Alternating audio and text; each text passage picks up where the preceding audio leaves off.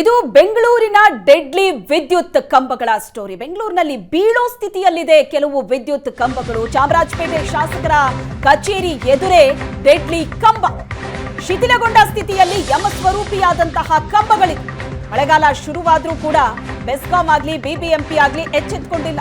ಯಾವಾಗ ಬೀಳುತ್ತೋ ಗೊತ್ತಿಲ್ಲ ಈ ವಿದ್ಯುತ್ ಕಂಬ. ಚಾಮರಾಜಪೇಟೆ ಶಾಸಕರ ಕಚೇರಿಯ ಎದುರುಗಡೆನೆ ಈ ವಿದ್ಯುತ್ ಕಂಬ ಇದೆ. ಯಾವಾಗ ಬೀಳುತ್ತೋ ಯಾರ ತಲೆ ಮೇಲೆ ಬೀಳುತ್ತೋ ಗೊತ್ತಿಲ್ಲ. ಚಾಮರಾಜಪೇಟೆಯಲ್ಲಿ ಮುರಿದು ಬಿದ್ದ ಕಂಬಕ್ಕೆ ತಂತಿಯ ಆಸರೆಯನ್ನ ಕೊಡಲಾಗಿದೆ. ಚಾಮರಾಜಪೇಟೆ 5ನೇ ಮುಖ್ಯ ರಸ್ತೆಯಲ್ಲಿರುವಂತಹ ವಿದ್ಯುತ್ ಕಂಬ ಇದು. ದೃಶ್ಯಗಳಲ್ಲಿ ನೋಡ್ತಾ ಇದೆ. ಈಗಾಗಲೇ ಮುರಿದೋಗಿದೆ ಆ ಕಂಬ.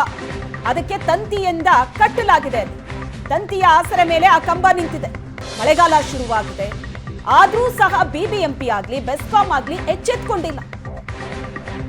ದುರಂತಗಳಾದಾಗ ಮಾತ್ರ ನನ್ನ ತಪ್ಪಿಲ್ಲ ಅಂತ ಬೆಸ್ಕಾಂ ಆಗ್ಲಿ ಬಿಬಿಎಂಪಿ ಆಗ್ಲಿ ಬಂದು ಹೇಳುತ್ತೆ.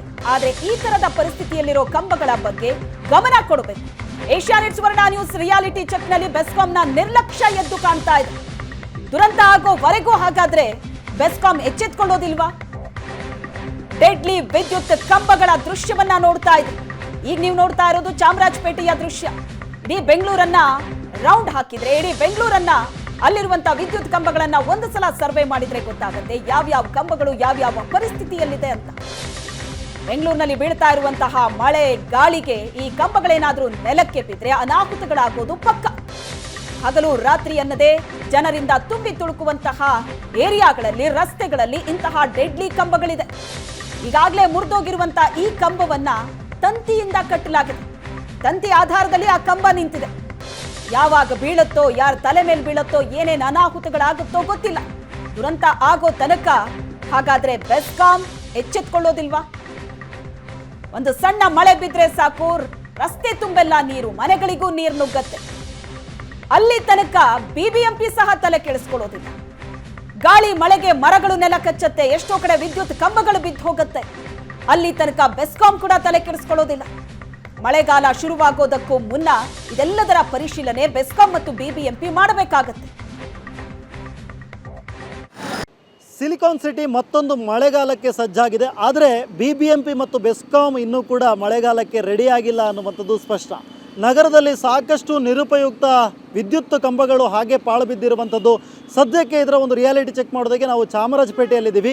ಇದು ಚಾಮರಾಜಪೇಟೆಯ 5ನೇ ಮುಖ್ಯ ರಸ್ತೆಯಲ್ಲಿರುವಂಥ ಒಂದು ವಿದ್ಯುತ್ ಕಂಬ. ಇದರ ಕೆಳಭಾಗದಲ್ಲಿ ಎಷ್ಟು ಜನ ಓಡಾಡ್ತಾ ಇದ್ದಾರೆ, ಪಾದಚಾರಿಗಳು ಓಡಾಡುವಂಥ ಮಾರ್ಗ ಇದೆ. ಅದರ ಪಕ್ಕದಲ್ಲಿರುವಂಥ ಒಂದು ನಿರುಪಯುಕ್ತ ವಿದ್ಯುತ್ ಕಂಬವನ್ನು ನೋಡ್ತಾ ಇದ್ದೀರಾ. ಇದನ್ನು ಅಕ್ಷರಶಃ ವೈರ್ನಲ್ಲಿ ಪಕ್ಕದಲ್ಲಿರುವಂಥ ಮರಕ್ಕೆ ಎಳೆದು ಕಟ್ಟಿರುವಂಥ ದೃಶ್ಯಗಳನ್ನು ನೋಡ್ತಾ ಇದ್ದೀರಾ. ಯಾವುದೇ ಕ್ಷಣದಲ್ಲಾದರೂ ಅರ್ಧದ ಭಾಗ ಮುರಿದು ಬಿದ್ದಿರುವಂಥ ಸ್ಥಿತಿಯಲ್ಲಿ ವಿದ್ಯುತ್ ಕಂಬ ಇರುವಂಥದ್ದು.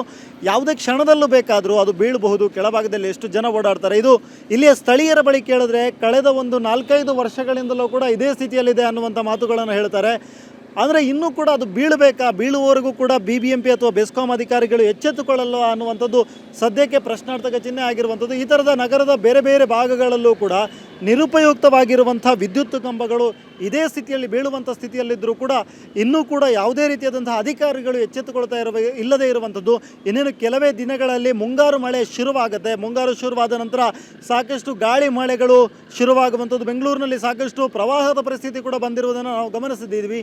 ಆದರೆ ಈ ವಿದ್ಯುತ್ ಕಂಬಗಳನ್ನು ನಿರುಪಯುಕ್ತವಾಗಿರುವಂಥ ಬೀಳುವ ಸ್ಥಿತಿಯಲ್ಲಿರುವಂಥ ವಿದ್ಯುತ್ ಕಂಬಗಳನ್ನು ಸದ್ಯಕ್ಕೆ ಬೆಸ್ಕಾಂ ಆಗಿರ್ಬೋದು ಅಥವಾ ಬಿಬಿಎಂಪಿ ಆಗಿರ್ಬೋದು, ಯಾಕಂದರೆ ಪಾದಚಾರಿ ಮಾರ್ಗದಲ್ಲಿರೋದ್ರಿಂದಾಗಿ ಬಿಬಿಎಂಪಿ ಅಧಿಕಾರಿಗಳಿಗೂ ಕೂಡ ಇದು ಬರೋದರಿಂದಾಗಿ ಅದನ್ನು ತೆರವುಗೊಳಿಸುವಂಥ ಕಾರ್ಯವನ್ನು ಯಾರೂ ಕೂಡ ಮಾಡ್ತಾ ಇಲ್ಲ ಅನ್ನುವಂಥದ್ದು ದುರದೃಷ್ಟಕರ ಸಂಗತಿ. ಸದ್ಯಕ್ಕೆ ಇದು ಬೆಂಗಳೂರಿನ ಚಾಮರಾಜಪೇಟೆಯಲ್ಲಿರುವಂಥ 5ನೇ ಮುಖ್ಯ ರಸ್ತೆಯಲ್ಲಿರುವಂಥ ಒಂದು ವಿದ್ಯುತ್ ಕಂಬ. ಈ ಥರದ ಕಂಬಗಳನ್ನು ಬೆಂಗಳೂರಿನ ಬೇರೆ ಬೇರೆ ಭಾಗಗಳಲ್ಲಿ ಸಾಕಷ್ಟು ಭಾಗಗಳಲ್ಲೂ ಕೂಡ ನಾವು ಕಾಣಬಹುದಾಗಿದೆ. ಈ ವರದಿಯ ಬಳಿಕವಾದರೂ ಕೂಡ ಬೆಸ್ಕಾಂ ಅಥವಾ ಬಿಬಿಎಂಪಿ ಅಧಿಕಾರಿಗಳು ಎಚ್ಚೆತ್ತುಕೊಳ್ತಾರೆ ಅನ್ನುವಂಥದ್ದನ್ನು ಕಾದು ನೋಡಬೇಕಾಗಿದೆ. ಕ್ಯಾಮ್ರಾ ಪರ್ಸನ್ ಸತ್ಯ ಜೊತೆ ಸ್ವಸ್ತಿ ಕನ್ಯಾಡಿ, ಏಷ್ಯಾನೆಟ್ ಸುವರ್ಣ ನ್ಯೂಸ್, ಬೆಂಗಳೂರು.